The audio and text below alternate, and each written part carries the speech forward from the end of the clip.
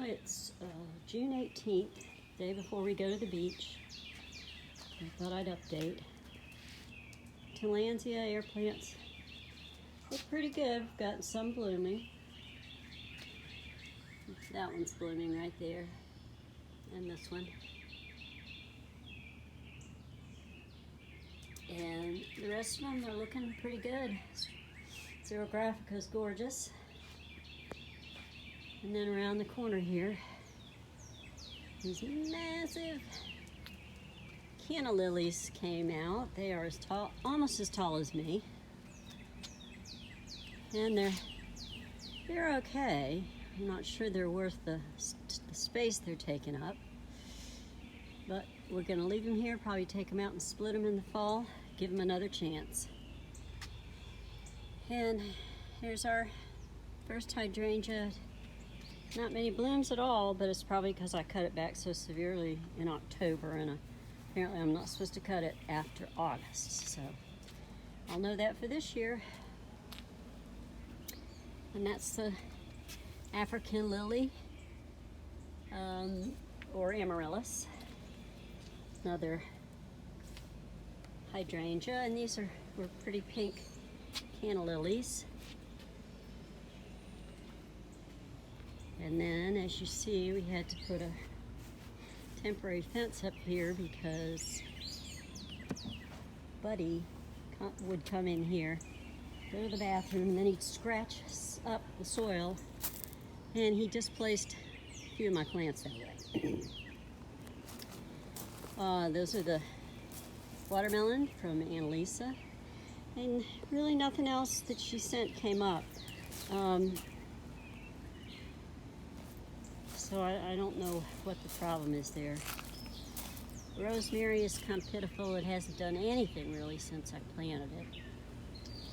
These rushes have grown quite a bit, and they may fill in. That's going to be interesting to see how big they get. And then this is a big surprise. Right here, those are curcuma. And I brought them from the lake. They had been just wintering in a big bucket. And they had all of these, let's see if I can find them, there's one. All of these little bulbs in them. And I just dumped it here. I didn't think it would come up, but looks like it has. Because they're beautiful. I'm happy to see that. Echinaceas, getting a little hot and tired, I think. More Gravera daisies. I pulled this one from the front. It was just getting overcrowded by a hibiscus out there. Blueberries, they look good, and we do have berries, but not on a lot of them. But I cut these back so severely, I don't blame them. All the red hot pokers are really working. So I think I will have red hot pokers this year. And there's more back there. And then here's the comfrey. I've already cut that back twice since I put them in March. I've cut them all the way down to the ground, and within a week they'll come all the way back. Lithidora, comfrey. I think finally we've got some promising growth on the pink muhly grass. And that'll be really nice when it comes. That's a really pretty grass, especially in the fall when it gets pink. And look what we got. Of course, on schedule, the day before we go to the beach, they start to ripen. So I think I'll see if a couple of the neighbors could come by with their kids. That's the Midnight Marvel hibiscus. Got a little eaten up in the early spring, but it looks good. Oh, the paper flowers. And they're so pretty. And they last forever dried. And so hopefully these will be good when I get back next week. And I'll have some nice dried cut flowers to take in. Nothing new here. The Elephant ears never did come up. Getting a second bloom on the roses.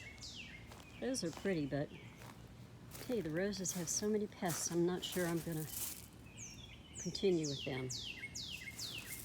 But we'll see. And then this succulent, little succulent garden, but it's getting overrun by the lavender, so probably gonna get these guys out because they're just getting completely overrun by the lavender.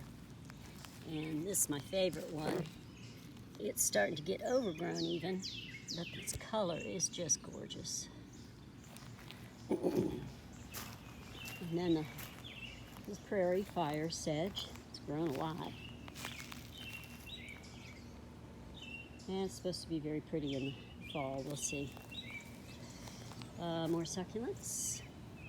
Those are the mother of thousands that I got from Florida, and they've taken off like crazy.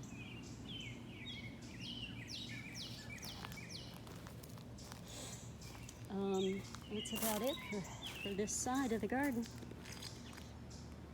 All the blueberries are in the back and along the edge, but I mean, they're mostly concentrated in that back corner.